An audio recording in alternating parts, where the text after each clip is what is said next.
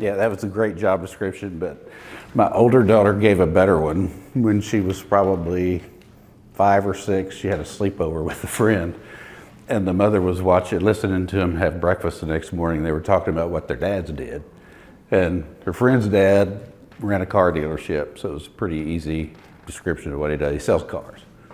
And Meredith said, my dad works at a hospital. Well, he doesn't really work at the hospital. He just counts the money, and if there's any left over, he gets to take some home. I thought that's a pretty good description. But the bean counting isn't bad. Yeah, I didn't follow any of his directions. Well, a few of them. Make it personal and leadership lessons from it. But he said practice, practice, practice. I haven't practiced. Usually when I'm speaking about our journey with Marley, it's to raise money. I'm not going to raise money today, Megan. I'm not going to ask for money. We have a foundation too. So usually when I'm speaking about Marley, it's around the foundation. And I hadn't really thought a lot about that journey and how it affected leadership qualities and how I've changed my leadership style. It definitely affected the way I see life, and honestly, that's the reason I'm here. I wanted to come back home. I wanted to make a difference, become much more outwardly focused after a journey like this. And so I always like to talk about it. And we have joked that when I talk about Marley, I tend to go on forever. And so 15 minutes, you may have to stop me. So April 10th, 2015, we lived in Denver. I worked at SCL Health. I was Vice President of Finance for Hospital Operations. So I had 7 hospital CFOs reporting to me. I had responsibility for the entire revenue cycle. We were living a life. Our older daughter was doing great. Marley was doing great, playing soccer, everything was great, wonderful. Why is this date important? Marley had a little bump on her foot. She was 8 years old. She loved to play soccer. We figured out she hurt her foot playing soccer. My wife took her to the pediatrician. She said, it looks like a boil, let's just watch it a while. And my wife said, no, let's not, and asked for a referral to an pediatric orthopedic surgeon. So she was scheduled for an MRI, April 10th, 10:30 in the morning. This is on a Friday, and I remember very vividly sitting in VP of Revenue Cycle's office late Thursday, thinking, this is a really good reason for me to take off work tomorrow. I go to the MRI, I want to support my daughter, my wife, but really just wanted to take a day off. Because never suspected anything big was going to come out of this. You just don't.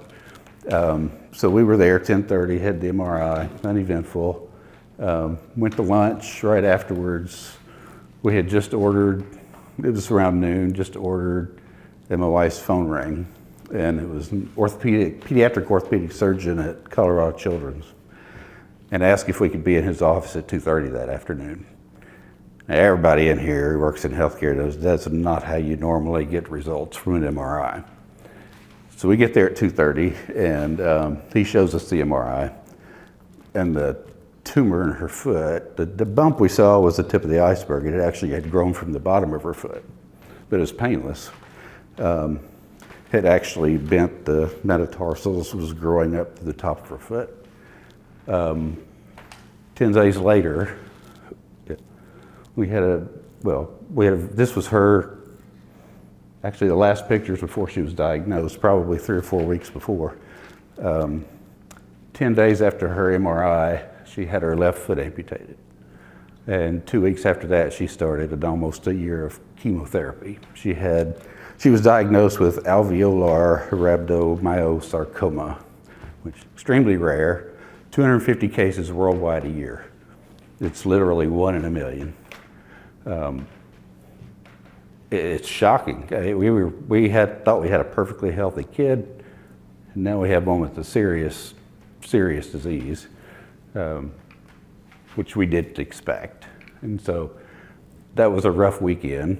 Obviously, we had no clue. It's a whirlwind of quick decisions, things we have to make decisions about. She's 8. She's not making any of these decisions. She's just kind of going with the flow. That's what she did. And so we were making all the decisions for her. Obviously, we're her parents, hard decisions. And so how does it relate to leadership and what we went through? She was a kind of a little star. So I'm going to show this video for 2 reasons. One, because I'm proud of her, but second, because you're going to see or hear, if you listen, a lot of opportunities in here for leadership learning. I'd never watched this video that way until Erin said something about it. And so listen as you watch it, and a lot of them are catchphrases for leadership, but true leadership qualities are topics that could be talked about. And when you ask me to talk about leadership and learning from this, it's like I could go on forever. So I'm going to pick one, but in here you will see a lot of opportunities to learn about leadership from Marley and just from a journey that we went through. And I'm going to try to play it. The Make-A-Wish Foundation, as you may know, grants wishes to kids diagnosed with life-threatening medical conditions. Kids have chosen to meet their favorite celebrities, go on vacation, or become a professional athlete for a day. But one 9-year-old girl, despite loving soccer and sea turtles, she could pick anything, decided to use her wish to help others. Meet Marley. Then it is my absolute pleasure to introduce to you, Marley! She's quite the star and the driving force behind this school fundraiser. In 1 week, Mount Vista raised $92,780. You can see why a school would want to rally behind Marley, a 9-year-old with an infectious smile. She was once the fastest soccer player on her team, but last year she was diagnosed with a rare cancer called rhabdomyosarcoma, a malignant soft tissue cancer. She went through 40 weeks of chemo, and her kicking foot had to be amputated. It was a tough conversation, and so I told her, and I thought she understood it, and then 2 days later she asked me, so when will it grow back? Once Marley wrapped her mind around it, she also made up her mind it wasn't going to stop her. In less than a week, she was doing cartwheels on it, literally doing cartwheels, which scared us, but we don't want to tell her she can't do anything. When it came time for Marley to make a wish, Because we had talked about it for a long time. What do you want to do with your wish? So one day she said, if I've got to think about it this hard, I just don't think I need a wish. instead Marley decided to give hope and comfort to other kids. She decided Build-A-Bear is where her wish would start. Making bears with love. I'm gonna give them each a big kiss. Mwah, mwah. To give to kids That's good. who are where she's been, Here we go. in the Pediatric Oncology Center at Children's Hospital. I did that wish because I knew how it felt to feel sick at the hospital, so it would make me feel better if I had a Build-A-Bear. 60 bears in Marley's wagon, Donor bears all done? and every single one slated for a patient, a child who desperately needs a smile. Yours is adorable. I hope that they like it and that they feel better when they get it. Today, the Oncology Center takes on a new life, one that, as you can imagine, doesn't normally exist. Kids still have bald heads and machines in tow, but today, they will smile. You want this one? Yeah! One by one, bears come off the shelf. Do you want to give her an abrazo and say thank you? Yeah. They're given a new name A white one? He's gonna get dirty. Thank you so much, sweetheart. and told about the heart Marley placed in all of them. Wait, you had cancer too? Is it all gone? Just like yours is gonna be. Each one with a wish, It feels good because they would come in before not looking really good, but then they would finish their bear and then smile. a wish of healing, comfort, and more smiles today than yesterday. Every kid that I saw left here, they were all smiling and hugging their bears. And that's why this isn't where Marley's wish ends. With every bear hug, her wish continues to live on. I don't want to say goodbye. Marley is such a light. It was so wonderful meeting her. She truly has a 1 in a million cancer. Only 250 kids are diagnosed with it every single year. And she is now in remission, which is wonderful. She is. She That's is. awesome. And she's feeling good. She still plays soccer. She still kicks the ball with her prosthesis that she calls Flash. And she's just incredible. And the Mountain Vista School raised $92,000 for Marley's wish, and then she didn't even really go on a wish. She just wanted to give for her wish. So she used that money Right. to give back to other kids who are dealing with that. Build-A Bears. What an inspiration. She is. Wow. Yeah, it was Thanks for bringing incredible that meeting story. her. Yeah. I was going to ask now, what things did you hear in there that were related to kind of popular leadership themes that we talk about? Somebody. Treating others how you want to be treated. Who said that? Treating others like you want to be treated. Being other focused. Absolutely. Showing compassion. Leading by example. I said something. There were some crucial conversations. Crucial conversations is a big one. That was not an easy discussion to tell your 8-year-old daughter that she needed to have her foot amputated in order to survive. So there's a lot of them in there. I picked one, and it's empowerment, because if I talked about it, talked with Aaron about it a lot. Like if I went through all these, we'd be here all day. So I'm going to pick one that I think was something I learned the hard way and changed the way I lead people, honestly. I think people that report to me in here today will agree with this by the end of my talk. So at first it's pretty, do what? I'll take that right now. I think you lead with empowerment. You let the people around you do what they know. You're jumping ahead, Steve.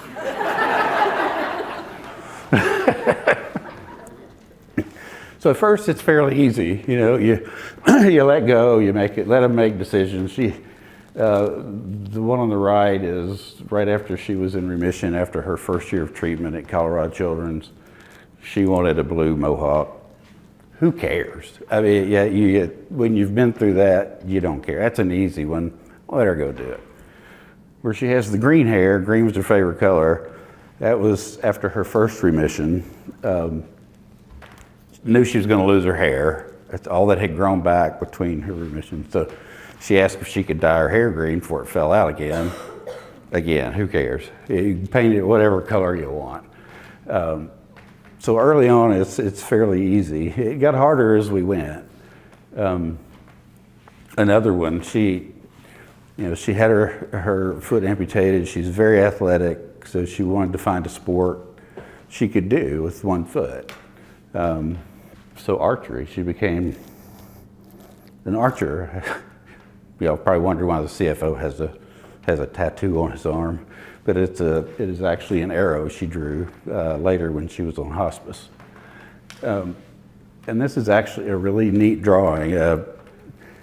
There was a group of fathers on Facebook. This was a 4-year journey for us, and we got to know each other really well. And this guy lives in Australia, and he's become fairly famous for drawing kids with cancer. And you probably can't see it. This is taken from an actual photograph, not the devil, but Marley. That's a picture of the devil. And his point of this was her arrow needs to fly straighter and truer every day to kill the devil, which is childhood cancer, and targeted therapies. So, and it actually won a prize in an art show in Australia several years ago. Again, empowerment. She was afraid of nothing. I mean, she scared Shelly and I because we did stuff with her we would never have done before. We went parasailing up to 1,200 feet, and we kept trying to tell her 800 feet's better. She didn't believe it. She answered before we could. But here she's surfing with one foot. You can see she only has one foot. Didn't slow her down. And she had a lot of prostheses. They talked about Flash. That was her first prosthesis. And she got one like every 6 months because she's still growing. She's 8 years old. So every 6 months she got a new one. And she could pick out the design on it. It was usually sea turtles, sometimes giraffes, tigers. But she named every one of them. Every one of them has a name. So it's kind of funny. So this was close to her last relapse. She relapsed 4 times. We moved to Houston right after she went into remission in Colorado. Took a job I didn't really want, but it was the best thing for our family. Went to work for CHI, Houston Division, so we could be close to MD Anderson. Because after the first year, and a lot of y'all already know this, there's a protocol. First year there's protocol. Once they relapse, it is total judgment. There's no relapse protocol for this cancer. It's so rare. So we wanted to be at MD Anderson where there is a physician who treats a lot of this. And so she relapsed 3 more times in Houston. The first time, she had the green hair. She had gallons of chemo. They don't have a lot of chemo drugs for kids. She did not get a single drug that was actually made for kids. She got drugs that were for adult colon cancer. She got one called the Red Devil that was actually made from nerve gas from World War II. It's the most horrendous chemo you can imagine. They call it the Red Devil because when they cry, tears were red, sweat was red, her urine was red. They can only get so much of it because it causes heart failure. So every time she got a dose of chemo, she had to have an echo to see what her ejection fraction was. It's kind of fun talking to medical people about this because normally I have to explain what all that is. But when it got to a certain point, they stopped and she couldn't get any more. But it's horrible. The side effects are horrendous. It was probably the worst one she got. 2 of her relapses also involved radiation, which we were very lucky to be at MD Anderson. She got proton radiation, which is really cool. For those of you who know, it goes to the tumor and then releases its energy on the tumor rather than burning the skin really bad like regular radiation does. Although she did end up with some 2nd-degree burns on her leg on one of them. So it was a very tough journey. We did as much as we could. We had no idea whether she was going to survive long term or if next week was going to be her last day. So we did a lot of stuff.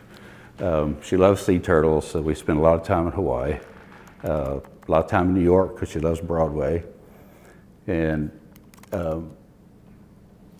let's just go to the next one. So I was in a meeting at, I'll never forget this day either. Some of you guys may know Mark McGinnis. He was the CFO at St. Vincent for a long time. Some of you probably know the name. He was my boss in Houston, and we were sitting in a conference room with all of his team and the CFOs that reported to me there, and my wife called. Marley had just had clear scans a week before, and she called and said, "There's something wrong. Her urine's a funny color. She's not feeling good. You need to meet me at MD Anderson," which was like across the street. That was one of the reasons we went back there. This was the day they told us that she was terminal. There was nothing else they could do to cure it. She could go on palliative chemo to try to stop the tumors from growing, but she had an abdomen full of tumors, one wrapped around the artery to her liver. And so she got palliative chemo for probably another 3 months, and her PA called, and she had just had new scans. Her PA called me and said, "They don't look good." And I said, "I didn't figure they would." She said, "Y'all need to come in, talk to us, and do you want Marley to come?" I said, "Sure." But I did tell her, call me in the waiting room if it's really bad news, because they hadn't seen the final results of the scan. And I'll ask her. I'll ask Marley if she wants to come in or if she just wants Shelly and I to come in. We took a friend just in case. And she calls me in the waiting room. Of course, it's going to be bad news. So I asked Marley, do you want to go in? It's not going to be good. This is not going to be a conversation you want to have. And she said, yeah. She didn't hesitate. Of course I want to go in. So we go in, and it was bad news. We knew it would be. The palliative chemo was no longer working. They really didn't have any more options except for one clinical trial they found that would accept her. And Marley asked her doctor 2 questions. Do you want more chemo? Will it involve more chemo? The doctor said yes. And she said, will it cure me? And he said no. And she said that I'm done. I'm not doing this anymore. I've had enough. She was ready to be done. And Shelley and I looked at each other like she made the right decision. We were going to stay. We were going to let her make either decision. She could go on the trial or she could stop treatment. And we both knew she made the right decision. That's a hard thing to do, to empower your 12-year-old child to make the decision to die, which is basically what she did that day. And knew it was not going to be, she was not afraid of dying ever. She was afraid of how she might die. And so we left the office, picked up our older daughter, drove to Galveston, rented a beach house, stayed there for about a week, and she felt great that week. It was pretty amazing. She was on hospice now. She had an abdominal drain because of all the tumors. We stayed there about a week. We went home, and she passed away about 3 weeks later at home, which was a blessing that we could be with her when she did pass away. So, how does this relate to leadership? I mean, empowerment to me was probably the biggest, most powerful thing through the journey. That's why I wanted to talk about it. And how many of you use ChatGPT? I love it. I'm addicted to it. It's like 4.0. So I just went to ChatGPT and said, why is empowerment an important part of leadership? And it spit out this thing about this long. I said, well, Aaron may give me some extra time, but probably not that much. So I said, make a word cloud from it. And the thing that came up, the biggest word, employees, which I thought was, that's pretty cool. I like this word thing. But if you look at what empowerment does, and you can pick out certain words. Teamwork, it's upside down, but teamwork, responsibility, leaders, better decisions. The closer to the work the decision is made, the better the decision is going to be. I mean, I can make a decision for revenue cycle, but I'm not going to know nearly as much as Steve or Ashley or anyone else who's closer to the action and knows what the issues are. They're going to make a much better decision than I'm going to make. And that's a hard thing to do. I was not like this before this journey. I needed to be involved in all the decisions, make sure nobody screwed anything up, which my involvement didn't always fix that, but it also does something for a leader. I think when you give the power to someone you're leading to make decisions that they know much more about, and the further down the organization the decision's made, the better it is. They don't have to be leaders. Frontline staff, they know more about how the hospital runs than we do. They know what their job is. They know what the smart decisions are. But it's really hard to let that go and let them make a decision. And there are 2 things you gotta be prepared for, at least in my experience. One is, if it turns out not to be a great decision, you still gotta support them. And you say, okay, made a mistake, that's fine. We learn from it and we move on. No one gets punished because they made a mistake, made a decision. That's how you learn. How many people learn from success more than they learn from failure? Probably learn a lot more from failure. And the second is you live with the consequences. Be prepared. There could be blowback. They could make a decision that really causes you a lot of political issues or whatever, but you just deal with it. It's another learning experience. I know some of the people who report to me now feel like they're making too many decisions that I make, and I think it's great. That's what I would want to hear. I know what decisions I need to make, and I know what decisions they're making, and if I ever need to make one, obviously I'm going to get involved and make it. But I try to push as much of it down as possible. And I'm gonna pick on Molly for a second. Molly has been in her role how long now as controller? A year or so? And she has grown tremendously in that role. And I can remember her coming in early on, and she literally said, "Bill, I think I'm making too many decisions that you should be making." And she was very concerned about it. And I said, "Molly, I know what decisions you're making, and you're doing fine. If I need to make them, I know I need to make them." But that was, I think it was a turning point for Marley. It's like, I mean, for Molly, it's like, yeah, maybe I can make these decisions. And she does it now with more confidence, and she has grown as a leader a lot in that year. I think a lot of it because she's making decisions she didn't think she could or should. And Steve, he's already stood up and given away part of it, but I think he would agree. So what I want people to remember today is not necessarily all of Marley's story, but it's a lot easier to empower employees than it is your 12-year-old child. Can't really say to this group some of our decisions are life and death, but a lot of times they're not. It's not like dealing with your child with cancer. It is not that big a deal most of the time. Whatever decisions are made that are wrong can be fixed. Not always with patients, but with business processes for sure. There's nothing that can't be fixed. And we should be empowering our employees. And it helps the leader, it helps me. I'm not making decisions I don't need to. I have time to spend on other things. It empowers me.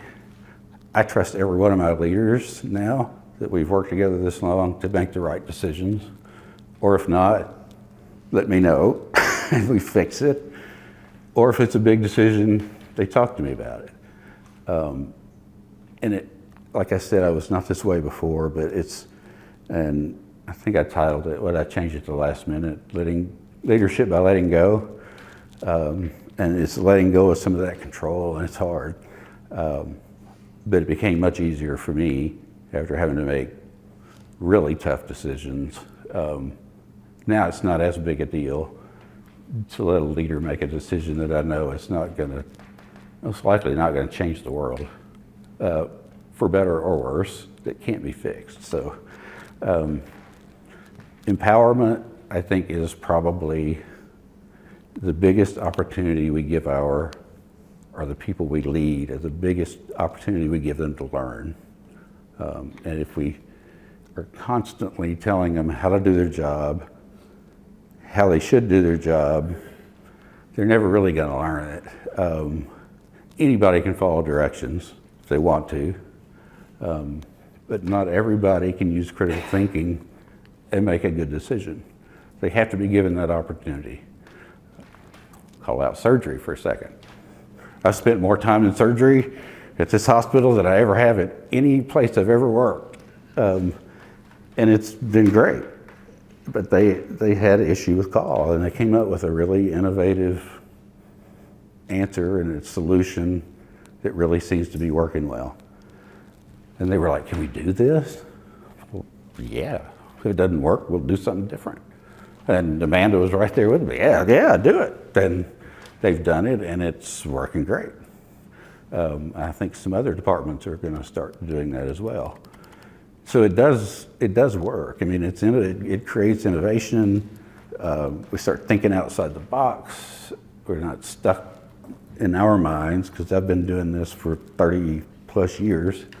And I think everything should be done the way it was 30 years ago. Not everything, but most. So it's great to give young leaders the opportunity to come up with new ways of doing things. because we have to. The world changed with COVID, as we've all talked about. We have to do things differently. And I think the only way we're going to do that is empower our people to do things differently. It's extremely important. So that really is what I wanted to communicate today. If anyone has questions or comments, I'm happy to answer them.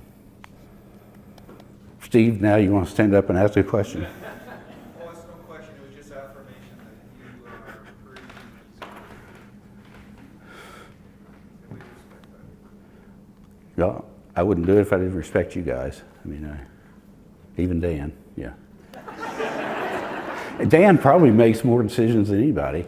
He has been more innovative with our AP, and I learned about it later. Like, oh, we're doing that now? That's cool. Then, because Dan's always looking for better ways to do things with banking and our AP system. So any questions, comments? Thank you all for listening today. I appreciate it. I'm not going to ask for money, but it is.